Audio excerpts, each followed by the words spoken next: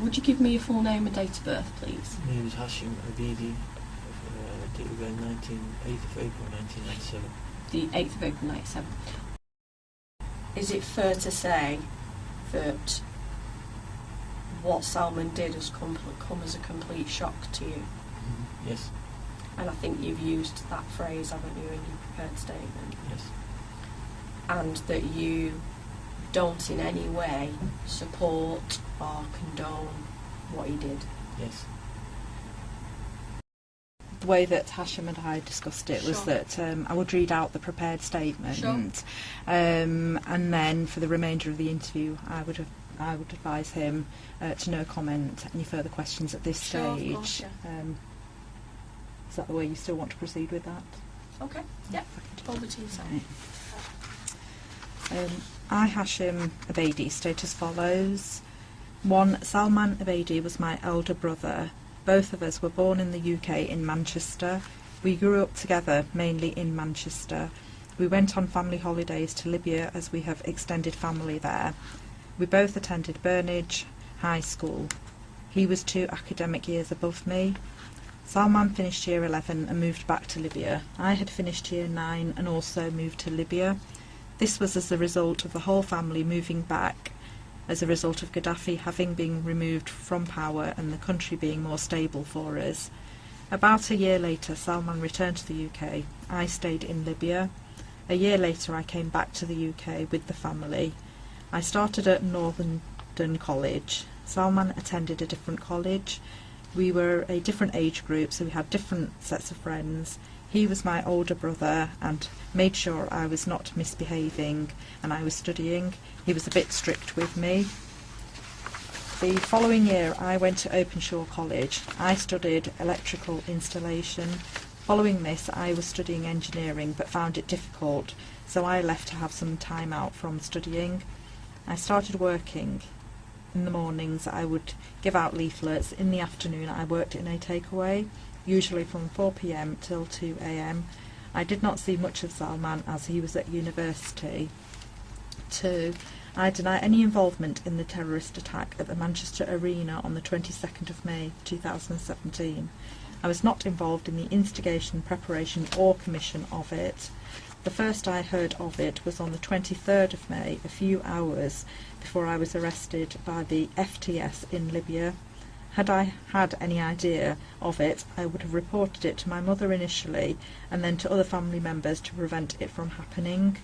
I was shocked my brother had done this and felt bad for everybody. I could never have envisaged that my brother had it in him to do this to innocent people. 3. I am a practicing Muslim. I do not hold extremist views. I do not delve too deep into anything other than I pray and read Quran. I have no interest in Daesh and have no sympathy or support for their ideology and extremism.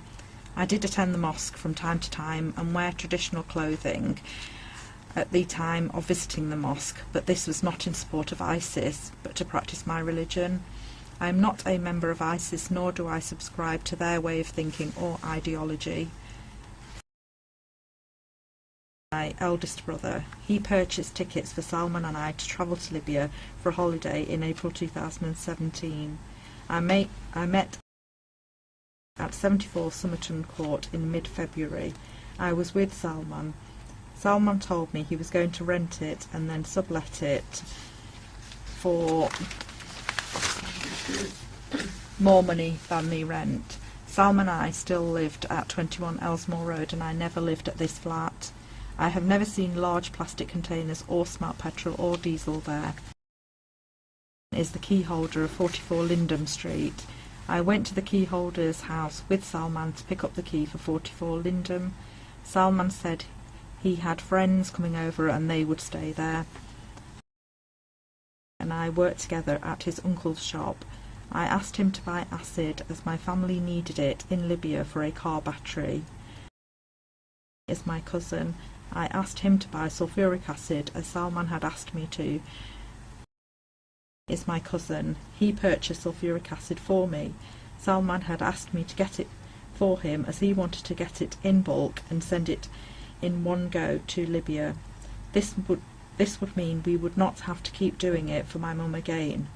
I asked him why he was getting it from different people, and he told me it was because companies have a maximum limit they can sell. Is my friend. As with the previous people, I've asked him to buy sulfuric acid at the request of Salman in order to send to Libya in bulk. Is my friend and co-worker at the takeaway. I accept he purchased sulfuric acid for me for the reasons I have previously outlined. Is a friend of mine. Salman asked me to get his bank details so sulfuric acid could be purchased. I did this. I did not know Salman would be purchasing hydrogen peroxide. Is my friend. I provided his bank details to Salman so Salman and could do a credit card fraud or make money from the card somehow. I had no idea hydrogen peroxide would be purchased.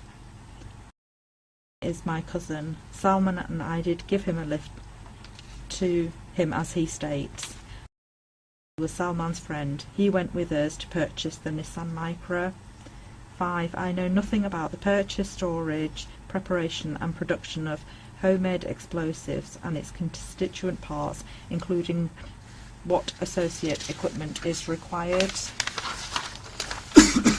6.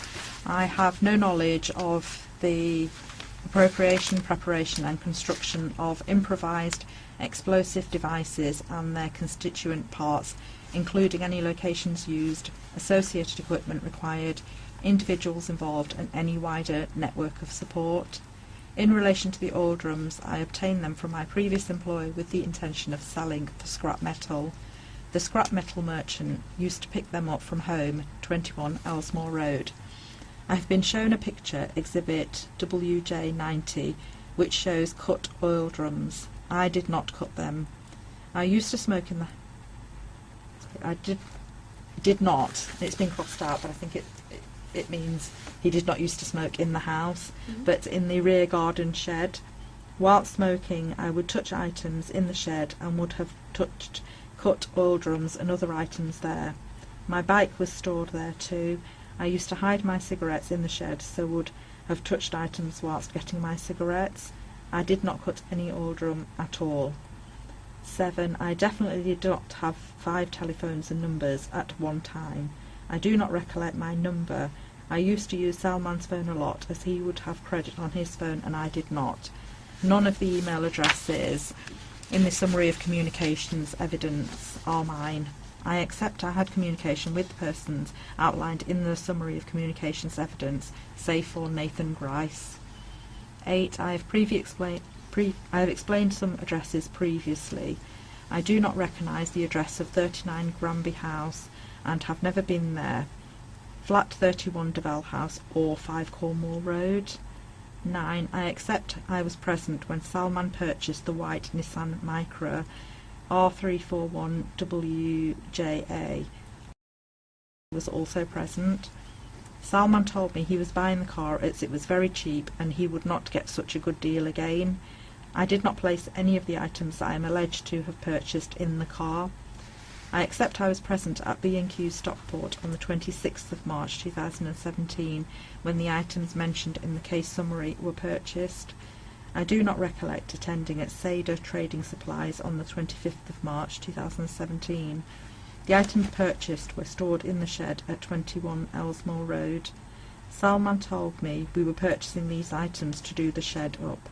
I purchased some small bags of nails but do not recollect where from. These were to be used to do the shed up.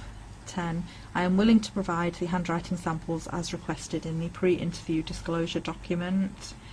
11. I would like to add that these events happened over 2 years ago. My recollection is not as good as it would have been. During the last 2 years I have been held in Libya by the militia and subjected to torture. It has been a difficult time for me for a number of reasons. I could never comprehend that my brother would have committed such a devastating attack, taking not only his life but that of 22 others and injuring many more. I have been held in a very small dark cell for 2 years and almost 2 months. I have also been tortured. I am relieved to be back in the UK and wish to assist in this investigation as much as I can. I have asked my solicitor to prepare a statement for me as I wish to explain myself in the best way possible. and assist the police as much as I am able to. He signed that, and it's dated the 14th of August.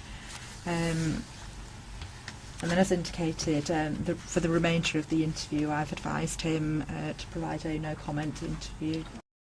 And I don't want to rely on what we know from the investigation about your I family. just mention something before you start asking Go, questions. yeah. Obviously, I've just like want to put this and like give more, because that's all I remember for the meantime. I obviously don't want to be saying something that's wrong or something that I don't remember, which can be used as evidence. Okay. By what you're saying there, I take that to mean that what you're saying is you don't want to comment anymore, and you're explaining that to me.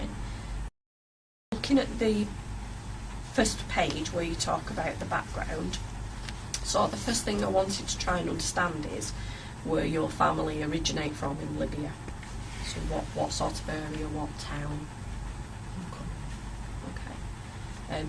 If I say Tripoli, have I got that the right area, or is it an area surrounding there? What conversations took place between you as a family once you'd found this out? No comment.